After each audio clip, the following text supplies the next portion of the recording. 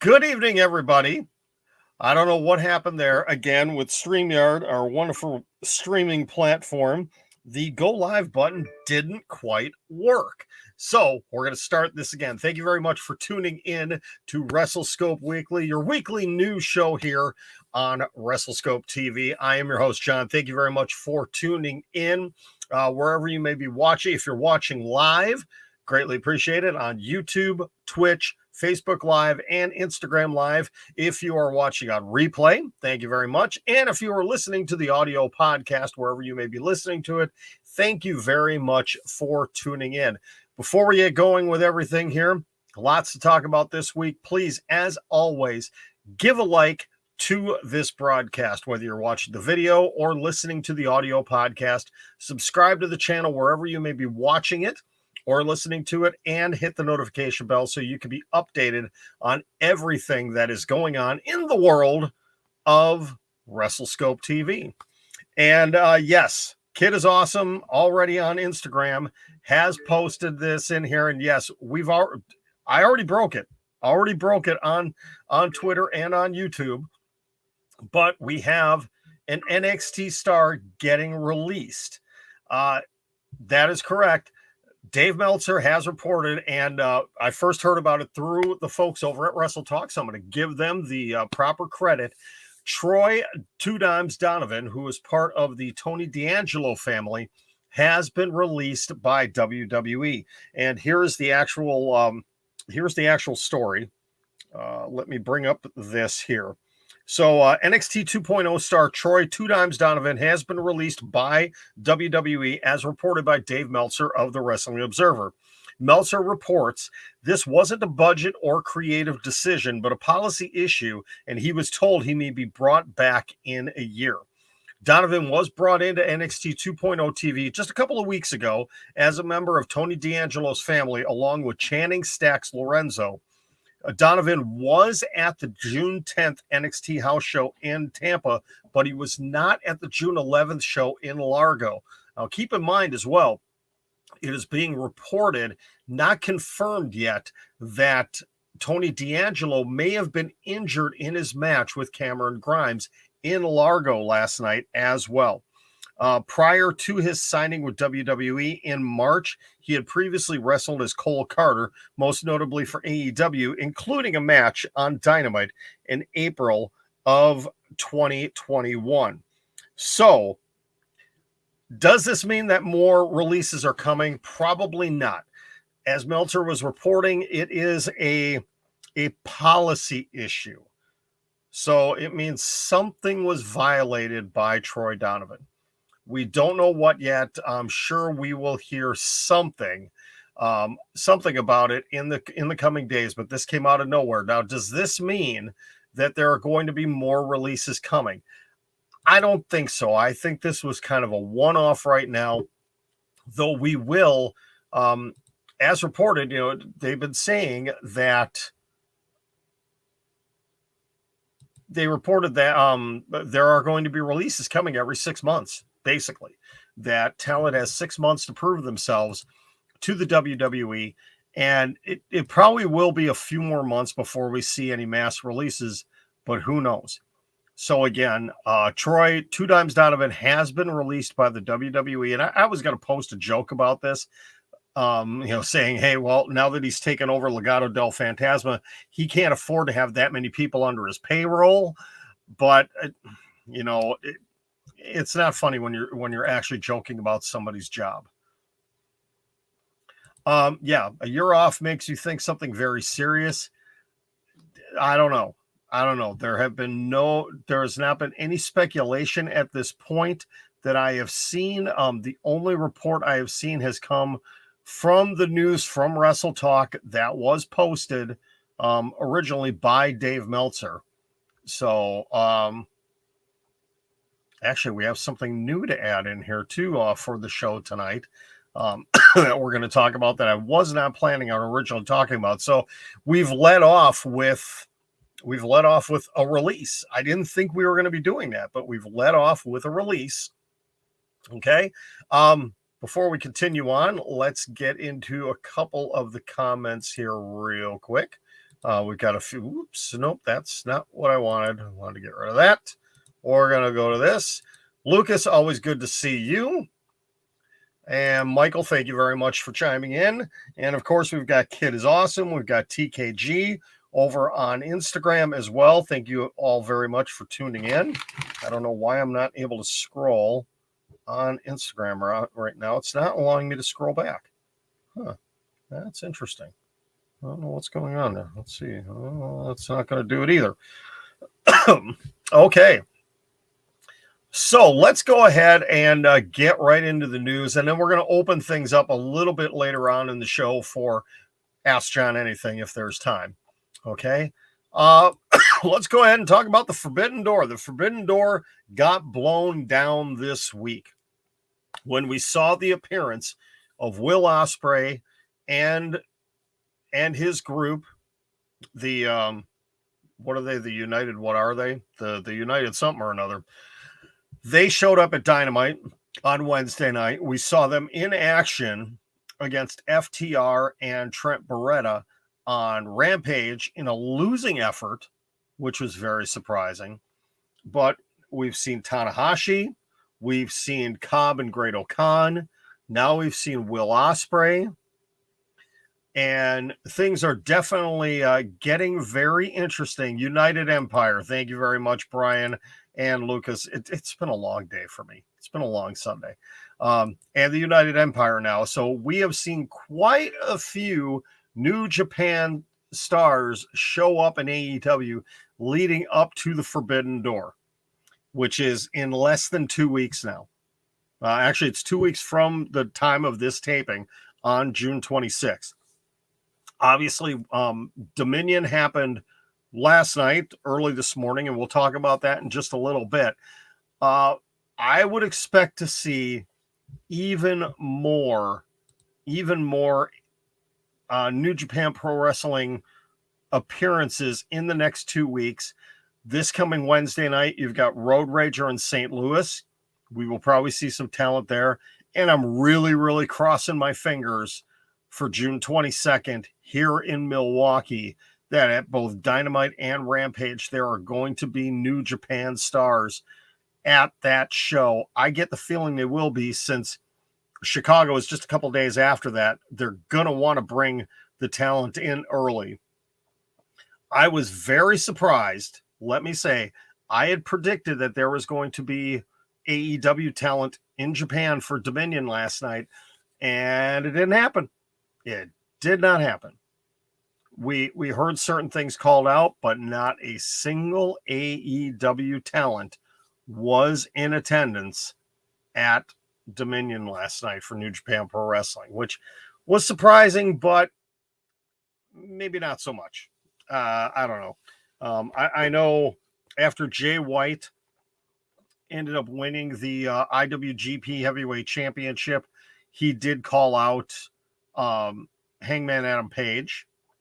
We now know it's Hiroshi Tanahashi to take on Jon Moxley for the interim AEW World Championship. It sounds like we might be getting Zack Sabre Jr. versus Bryan Danielson. Oh my goodness. Yes. 1,000 times yes to that. I wouldn't be surprised if we got FTR versus Great-O-Khan and Jeff Cobb. Will we see anything else? Will Ospreay is the new IWGP United States Heavyweight Champion after winning a match against Sonata when Juice Robinson, who was the champion, was not able to wrestle due to appendicitis. So will we see Will Ospreay back in AEW, and who will he take on? Swerve Strickland, please. We've got a lot of things coming up. I'm excited for this because, again, we are within 2 weeks of the Forbidden Door. Yes, I cannot wait to see it either. It is going to be an incredible show, and these next 2 weeks of programming are going to be great leading up to it. We shall see. But that leads me into my next topic. Is AEW failing at its build for the Forbidden Door. And the reason I say this, okay, they are talking about it. They have had, obviously, you know, like I said, we've had Tanahashi show up. We've had United Empire, and we've had Will Ospreay. We've had Great O'Khan and Jeff Cobb, as I've mentioned. We've had that. We had Hangman Adam Page call out, you know, basically the winner of the IWGP Heavyweight Championship match. Yeah, who's Okada going to get now since Okada lost? But the problem is, if you watch Dynamite the last couple of weeks, the reactions have not been as great as they could have been. They have not been those huge, oh my God, pops that you would expect. And the reason behind this, I truly believe, comes down to one thing, is the casual American wrestling fan, whether AEW or WWE, does not know who most of this talent is in New Japan Pro Wrestling. Jay White, Switchblade Jay White, yes, because he's appeared on multiple American promotions. You know, we've seen him. You know, we've seen him in AEW. We saw him recently in Impact Wrestling. People know him. If the Good Brothers show up, obviously they know them. Juice Robinson, David Finlay, fairly familiar because they did appear in Impact Wrestling for a while. But when you get talent coming in, like what really stood out to me was when Will Ospreay and United Empire showed up. I think there was fans in attendance that kind of knew who Will Ospreay was. But when United Empire, you know, when Aussie Open attacked FTR and Trent Beretta in the ring, fans didn't know who the heck that was. They had no clue. I'll openly admit, I didn't know who was in the ring either until Excalibur started talking about it. When Hiroshi Tanahashi showed up, I knew who it was because I recognized him. But how many standard fans, how many casual fans knew who Hiroshi Tanahashi was? Not many. But I have an answer to this. I have a quick fix to this. And I tweeted this to Tony Khan. Still haven't gotten a response yet. I tweeted this to Tony Khan and said, what you need to do is create vignettes for the next couple of weeks on all of your programming, on everything, Dynamite, Rampage, Dark Elevation, 60 to 90 second vignettes talking up who the stars of New Japan Pro Wrestling are. Maybe showing some little highlights of some of these wrestlers going against the Kenny Omegas, the Adam Coles, the Hangman Adam Pages, the Chris Jerichos, the Jon Moxleys, the familiar faces of AEW, and introduce them, have their names blasted all over it, and talk about who these people are. Give the breakdowns of, okay, you know, this person is a multi-time IWGP heavyweight champion. This person has held the never overweight championship. This person is, you know, one half of the IWGP tag team champion, whatever it is. Introduce the fans to who these people are so they can get excited about it. Don't force them to go to Google or Bing, you know, to Twitter and whatever else to figure out who these people are. Give it to them right there. Smack them right in the face with it. Show them who these people are so they know when an Okada shows up, because you know he's going to show up, who the heck Kazuchika Okada is. Okay? Brian, you have a great question there. How many of these Japanese wrestlers speak English? I think the majority of them actually do. Or at least some semblance. They're on the level of a Shinsuke Nakamura when it comes to English. because if they're coming over here, if they're doing NJPW Strong, if they're working with Impact, if they're working with AEW, it really is beneficial for them to know some English. Do I know this for a fact? No. No. Okay. I'll get to these other questions in a minute. But it's a very simple solution to this problem. And like I'm truly thinking, and yes, I'm going to be bashing my people here in Milwaukee. If an Okada shows up, if a Tanahashi shows up, if let me think who else I could name here. I mean, there's a whole bunch I can name here. Let's see. If Zack Sabre Jr. shows up in Milwaukee, I'd be willing to bet 75% of the crowd in Milwaukee is not going to know who the heck Zack Sabre Jr. is. Okay? If Bad Luck Fale showed up, same thing. Shingo Takagi, Tama Tonga, all of these people, if they showed up in Milwaukee on Dynamite, the majority of the fans in attendance at the UWM Panther Arena are not going to know who they are.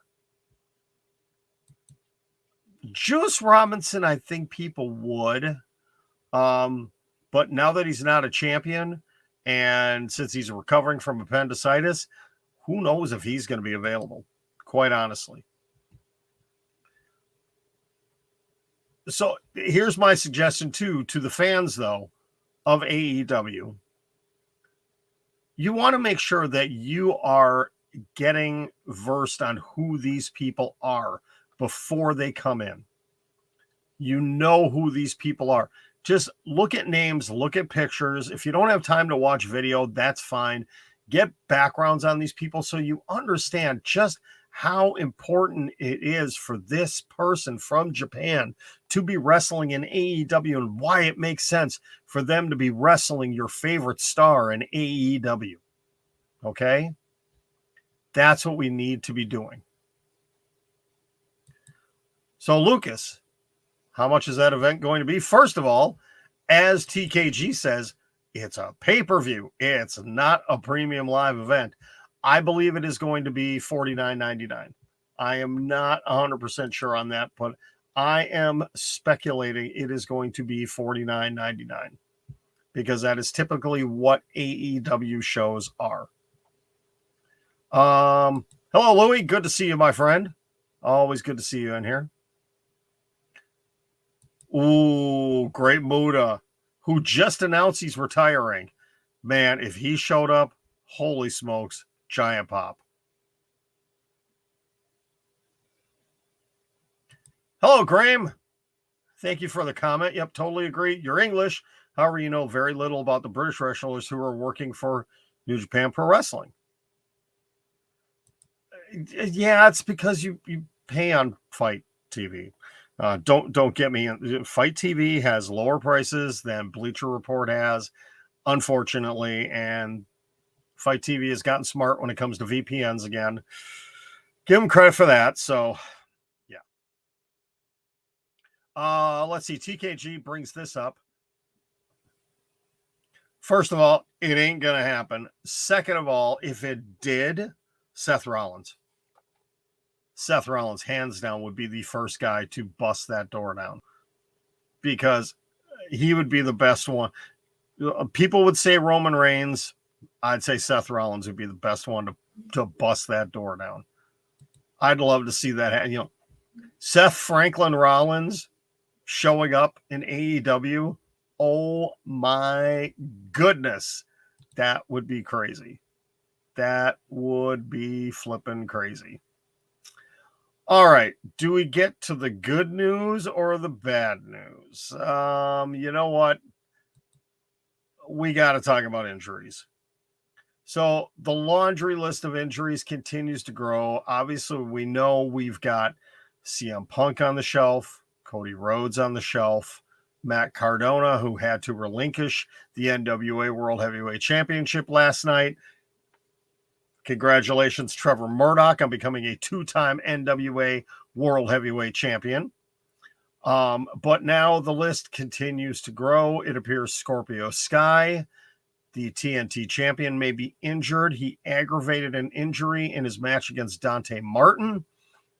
He was dealing with a knee injury, and now it appears it could be a pulled groin or worse. He most likely will be undergoing an MRI in the next couple of days.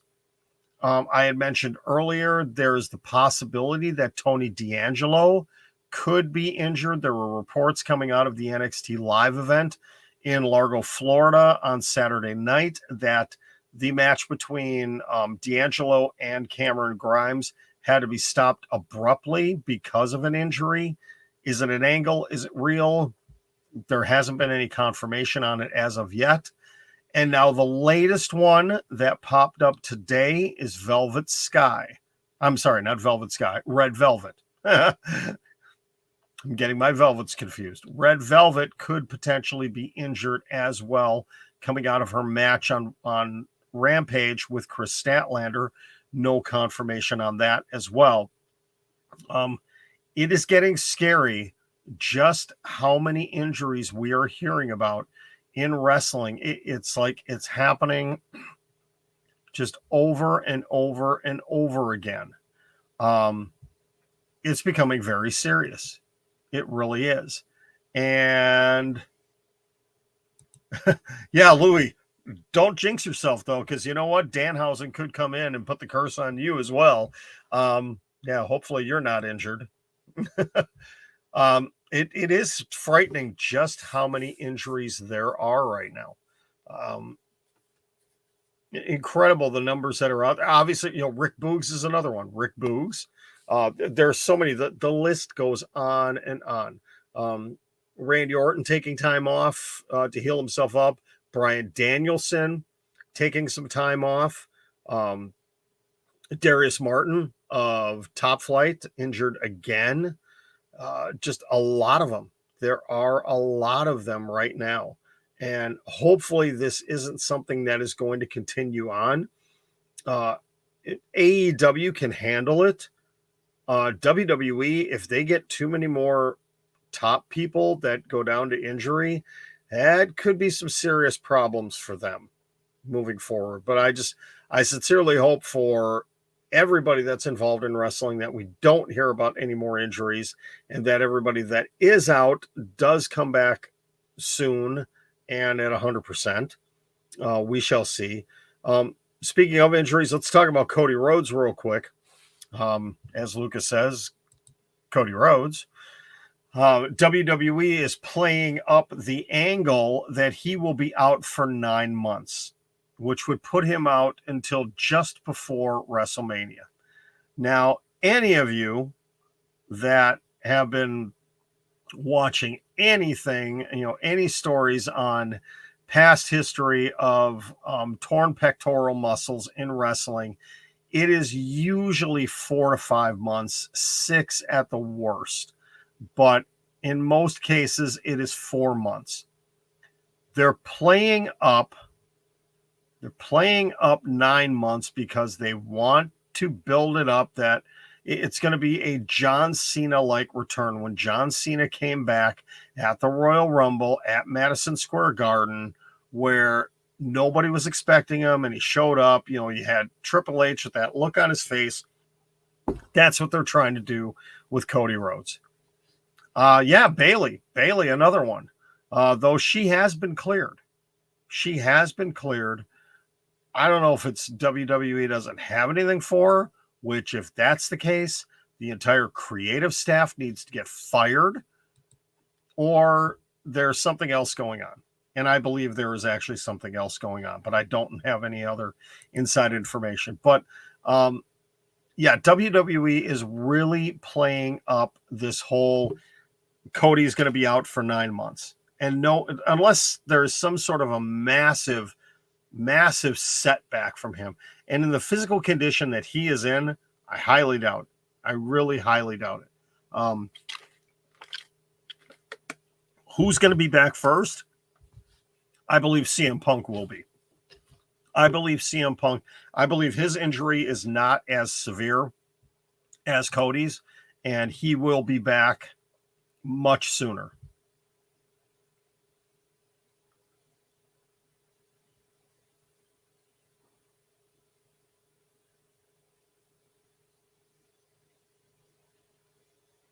Sorry, I just got distracted by a video that went up from New Japan Pro Wrestling, but we won't get into that right now. All right. Thank you very much. You are tuning into WrestleScope Weekly. I am John. Thank you very much for tuning in. This is, if you're watching the live, this is my 103rd day in a row live. Oh my goodness. And you know, I should have did something where maybe I was growing out my beard or growing out my hair for the 103 days to see where it is. But I had to get the summer haircut last week, and I like it, and I feel good with it. So let us continue on as we are talking here. And since we're talking about injuries, let's talk about somebody that had to retire from the ring and is now going to see their WWE contract expire and is leaving WWE. And that would be Paige. That would be the wonderful Paige, the former NXT Women's Champion, Divas Champion, member of the WWE backstage crew, and just so many other things.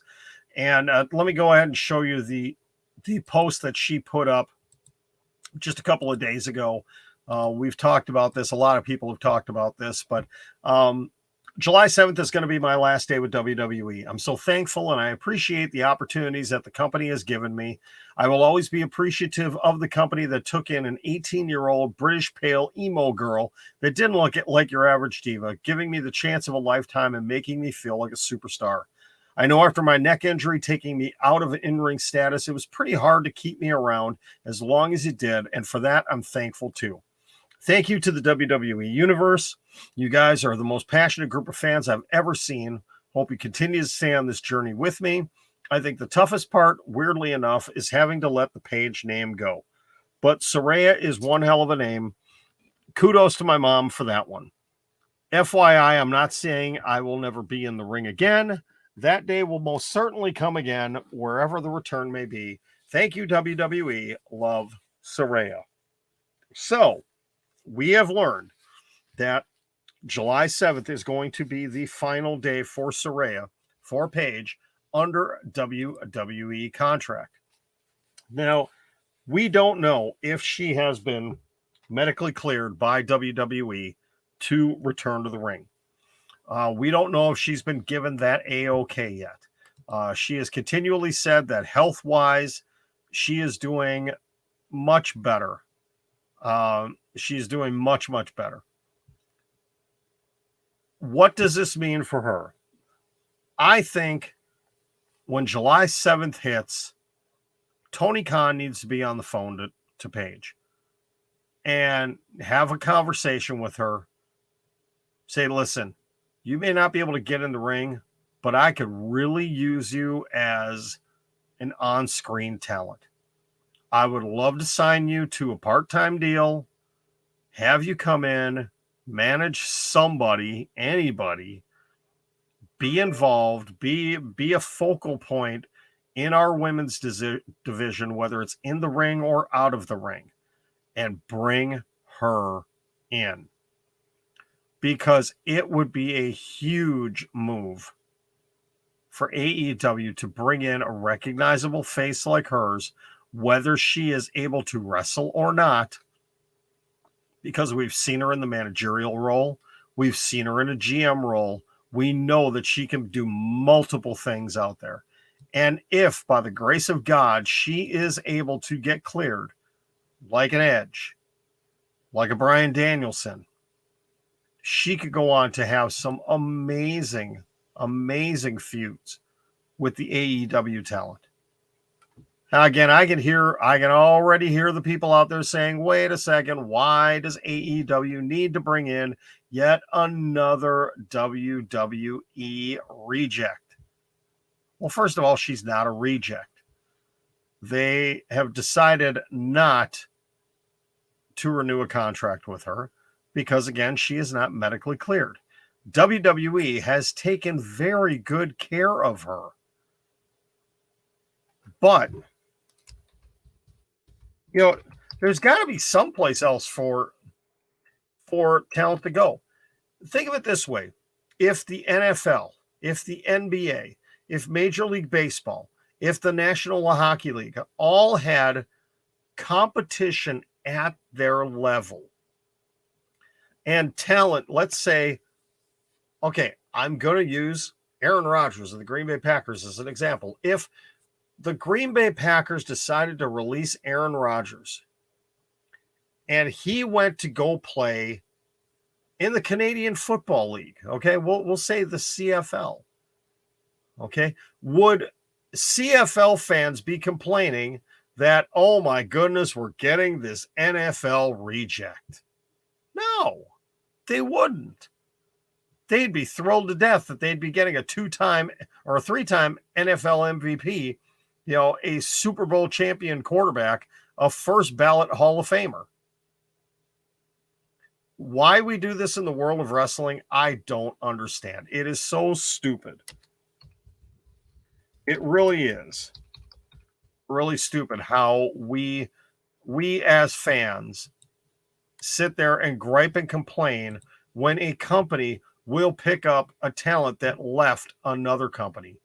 Who cares? They're a talent. They're a good talent. They got something to offer. Go ahead and do it. What's the big deal? I would love to see her back. I would love. No. AEW is not all ex-WWE. They're not. I will gladly look down the AEW roster. Okay. Yes, there are talent that at some point in time in their career may have appeared in WWE. Okay. But I'm sorry. Toni Storm, yes, she was in she was in NXT UK. She was in NXT. She was on the main roster for a short period of time. Okay. But I would not consider her ex-WWE. Okay. Because she was mistreated. Okay. Moxley, Danielson, Jericho. Okay. Yes. But Jericho made a name for himself in WCW first. Do people complain that Chris Jericho, when Jericho was in WWE, oh my goodness, it's all this ex-WCW talent? No. Rey Mysterio.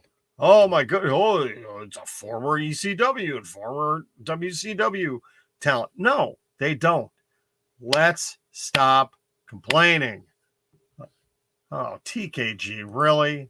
Really? Oh my goodness, guys, just stop. Will you?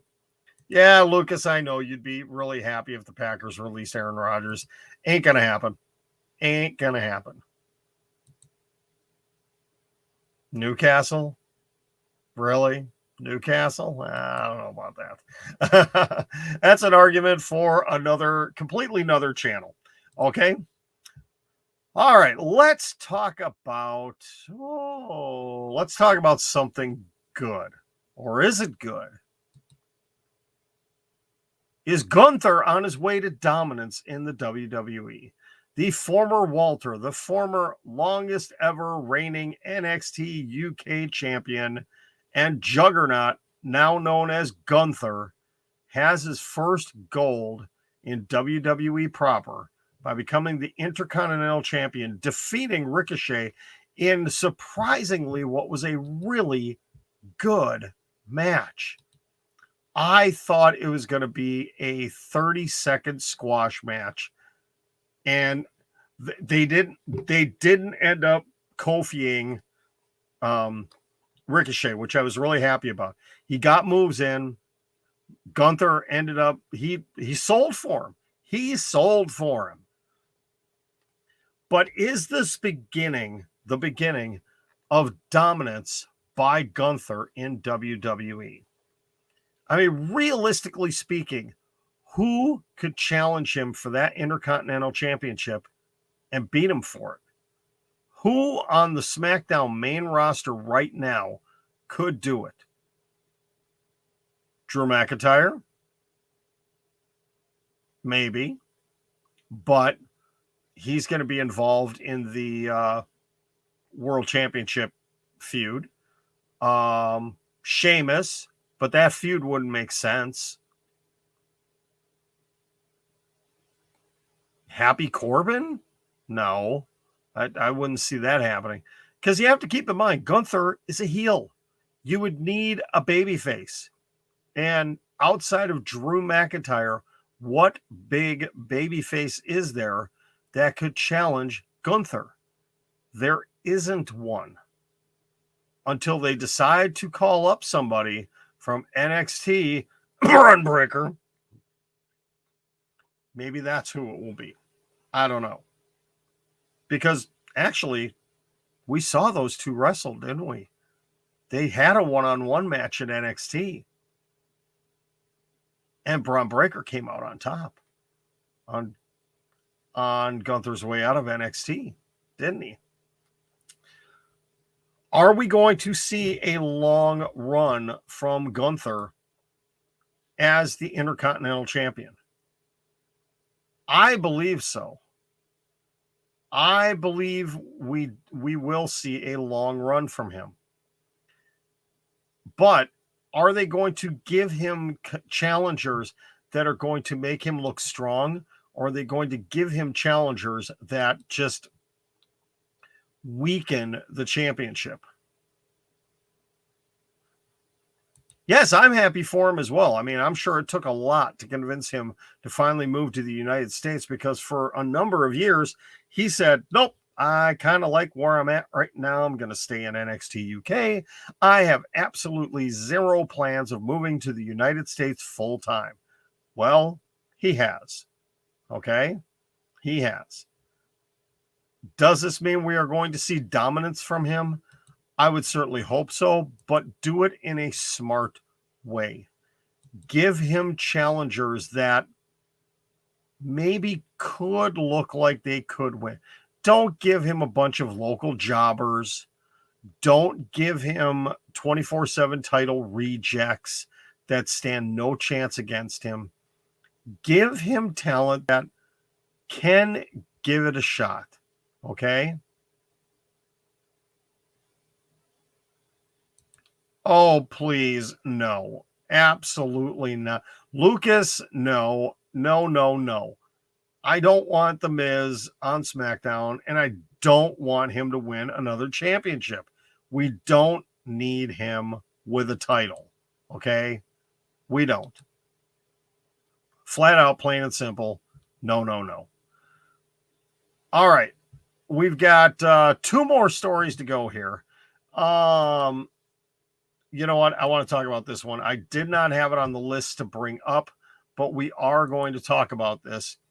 So reportedly, there was a little bit of a scuffle between AEW star Chris Jericho and WWE star MVP. I'm going to read the report straight from Fightful Select here. Chris Jericho and MVP are not on good terms anymore. Wrestling Observer reported a story that had been going around for several weeks about MVP Chris Jericho and a confrontation between the two. Fightful Select had heard about the confrontation as far back as AEW Double or Nothing weekend, but facts were few and far between as there wasn't much talent around that saw it. Those close to the situation say it is true that MVP and Chris Jericho are no longer friends, and it boiled down to social and political issues in which were made public on Twitter. Big surprise there, right? When asked MVP about the reported confrontation, Fightful was told that there was an exchange, but it didn't go down like that. There are 2 sides to every story, with the truth usually somewhere in the middle. It was established that while the two were former friends, that is no longer the case. The additional details and claims that Fightful has heard that MVP was visiting with friends at the Talent Hotel in Houston after the AEW show. Jericho appeared in the lobby area and MVP approached him to handle or discuss their issues, depending on which side you believe. At one point, MVP was said to have invited Chris Jericho outside to handle their problems. However, Jericho boarded the elevator, and as the door closed, he said he doesn't fight jobbers. When reached out to Jericho, he stated nothing else to say. I don't fight jobbers. Enough said. Another source has indicated that even after the public disagreements on Twitter last year, the two had a private exchange that further distanced the two. Fightful Select goes on to report there was a claim from one WWE source that someone in AEW called WWE head of talent relations John Laurinaitis about the issue. Fightful has not confirmed that, but the source also indicated that he didn't seem to care what he learned about the situation. He didn't seem to care when he learned the situation ended without incident. AEW sources that Fightful spoke to had not heard of that aspect as of yet. MVP has competed in numerous Brazilian Jiu-Jitsu competitions, and Chris Jericho famously front face locked Goldberg in a backstage fight that resulted in Goldberg telling Jericho his mother was a goof. So, we've got some real life fighting between AEW and WWE talent, and it comes down to social and political issues. Is anybody surprised by that? Not really. And I mean, these two are some very outspoken veterans. They are outspoken in what they do. I could see this happening. Is this a big deal? I don't think so. You know, whatever personal issues that MVP and Chris Jericho are having, they're going to deal with it. Jericho has dealt with it in his own way, being kind of a jerk. MVP is handling it his way. If it ends there, what's the big deal? I find it kind of funny that this is a big story. I really do. But hey, sometimes we have to hold on to these kind of things when other crazy things are happening in the world of wrestling. But that's the story, and they're sticking to it. All right, we got one more story to go here. And this one is surrounding the return of a former champion. John Cena is going to be making his return 20 years after his debut. He's going to be coming back to Raw on June 27th. And it appears he is targeting U.S. Heavyweight Champion Theory. You all may remember a few years back when John Cena was the United States champion. He did the open challenges. The then NXT champion Kevin Owens showed up and he attacked John Cena, stepped on the United States title. Well, John Cena tweeted a picture of a foot on the U.S. championship, and it appears he is going to be going after the U.S. champion. And this is going to be a build to what is being rumored for a match between the two at SummerSlam. I don't know how they're going to do this for two months, but it's WWE. Who knows? They may pull the trigger on it earlier. But John Cena, it sounds like he is going to be coming in to help put over Theory, who Vince McMahon sees Austin Theory as the next John Cena, as his next big superstar. And if Cena is willing to come in and help this young man out and give him the rub, basically pass the torch to him, I think that's actually kind of cool, to be perfectly honest. You know, in this era where guys are still so worried about their spots and hang on for way too long, Ric Flair, John Cena coming in and helping out somebody like an Austin Theory is incredible.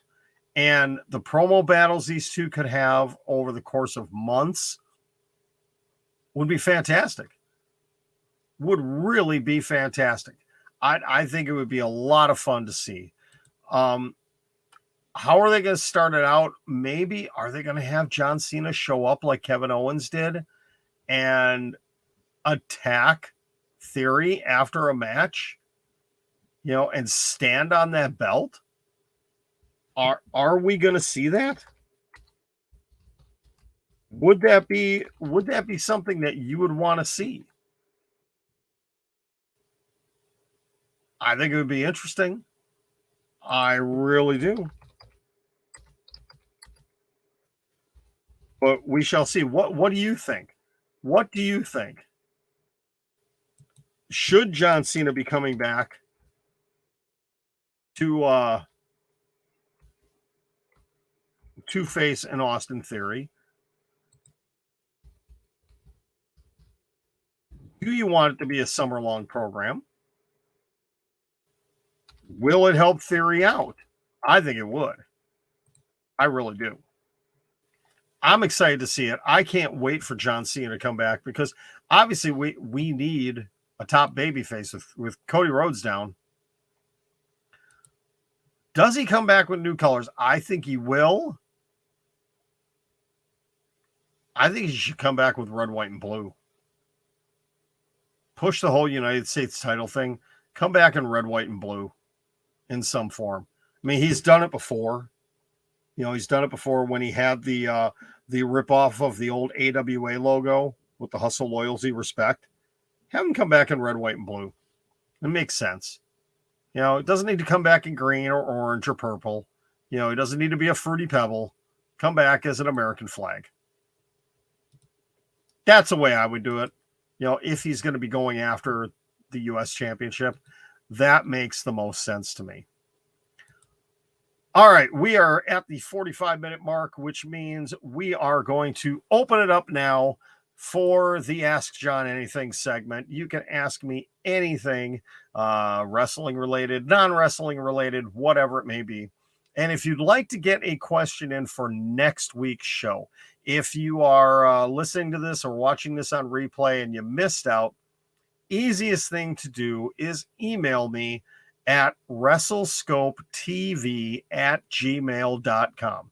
Email WrestleScopeTV@gmail.com, and you can get a question in. You can ask me anything, and we will talk about it here on the show. So we're going to open it up for a few minutes here, and let's see. There were a couple of questions that came in earlier. I'm going to scroll back through the comments here. I know there was a couple of things. Let's see. Lucas is not believing CM Punk's injury is real until he sees an X-ray. Lucas bets that Louis likes Paige. Have I seen Fighting with My Family? Yes, I did. I thought it was actually a pretty good movie. I thought it was pretty good. You know, it helped having The Rock make a cameo. My biggest complaint, though, is how they portrayed AJ Lee. It didn't look anything like AJ Lee because it was Zelina as AJ Lee. I'm sorry. That didn't work. That didn't work for me. Oh, back to what we were talking about earlier with New Japan. Graham, you and I are the same age. That's right. Let's see. Coming across NWA Crockett Promotions in the mid-'80s. Yeah, obviously, if you watched NWA Crockett Promotions, you knew about Great Muta because he had some incredible matches, especially his feud with Sting. His feud with Sting in 1988, 1990 was absolutely fantastic. I loved it. I loved that feud. It made me a fan of the Great Muta immediately. I hadn't heard of him prior to that, and I thought it was absolutely fantastic. I really did. I loved that feud. It actually makes me want to go back and watch some of that stuff again.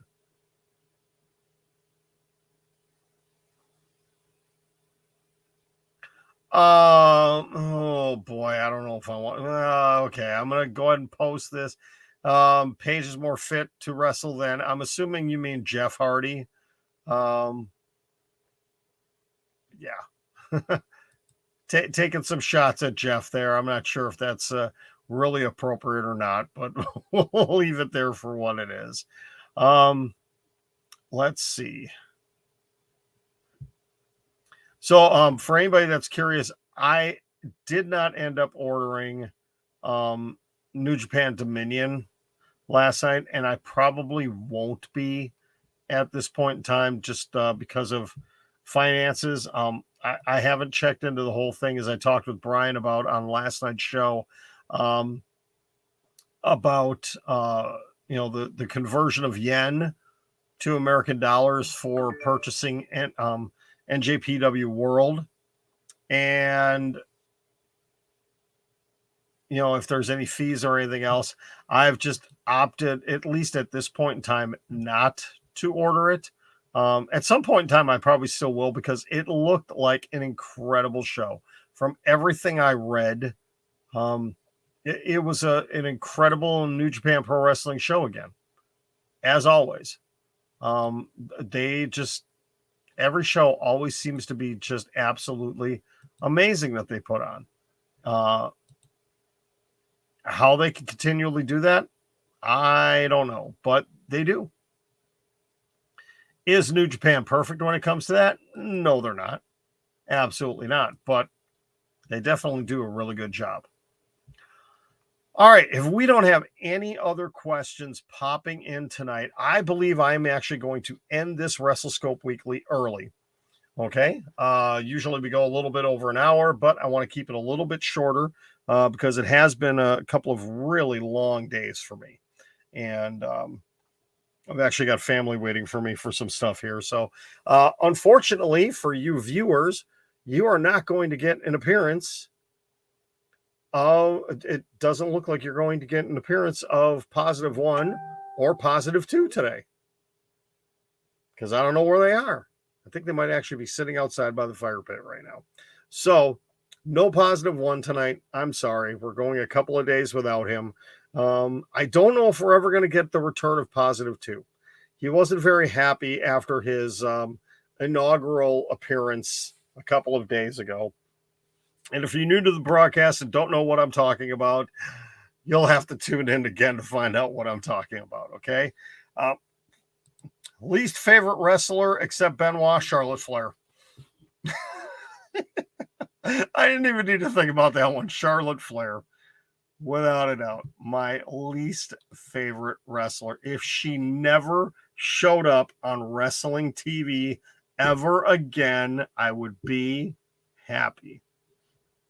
Okay. I don't like her. I don't like her. Didn't like her in NXT. Don't like her on the main roster. She should go do what her dad should be doing too, and just go away. Plain and simple. All right.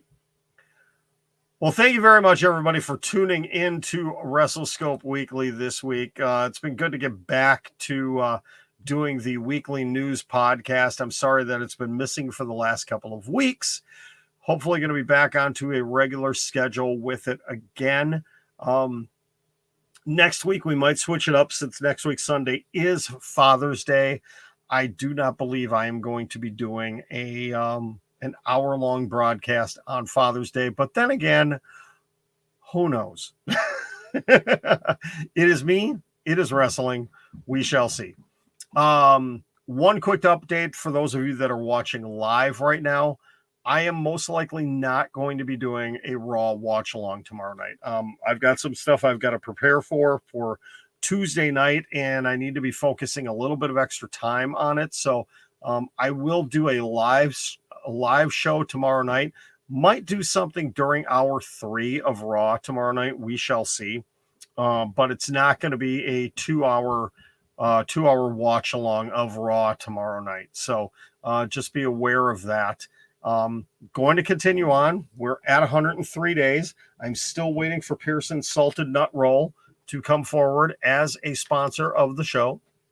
We shall see. I'm going to reach out to them again and again and again, and see if we can get them to be an official sponsor of WrestleScope TV. Yes, we want it to happen. Yes, we're going to make it happen somehow, some way. Whether it's them just giving me more candy or I don't know. We'll see. All right. Thank you once again for tuning in. As always, folks, please, you've seen it. If you're watching live on YouTube, Twitch, and Facebook Live, you've seen it scrolling at the bottom. Please give a like to this video, or if you're listening to the podcast, subscribe to the channel and hit the notification bell. And also, as always, please do not forget about the link tree. The link tree is available in the bio wherever you are watching or listening to this. It has been updated. The very top thing is the brand new t-shirt I have posted. It is the It's a Work, It's a Shoot, It's Wrestling t-shirt. Be the first kid on your block to own one. Hopefully we're going to have one to show off here in the studio very soon. I plan on wearing one to Dynamite on June 22nd when it is here in Milwaukee. So I'm excited for that. If I can get it in time, I will be wearing it, or I'm going to have a derivative of the shirt. I'm actually working on a plan for here locally that maybe I might be able to make a special copy of that shirt just for Dynamite. So we shall see. Where I'm sitting, I'm probably not going to be able to appear on TV unless Jon Moxley happens to walk past.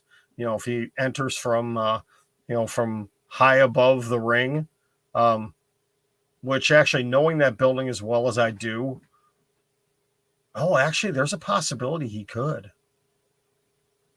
Because I know that building really well.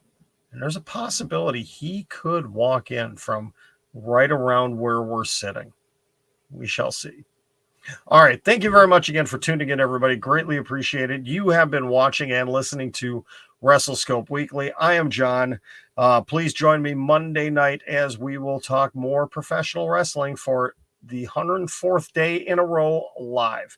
Have a great night, everybody, and we will talk to you tomorrow.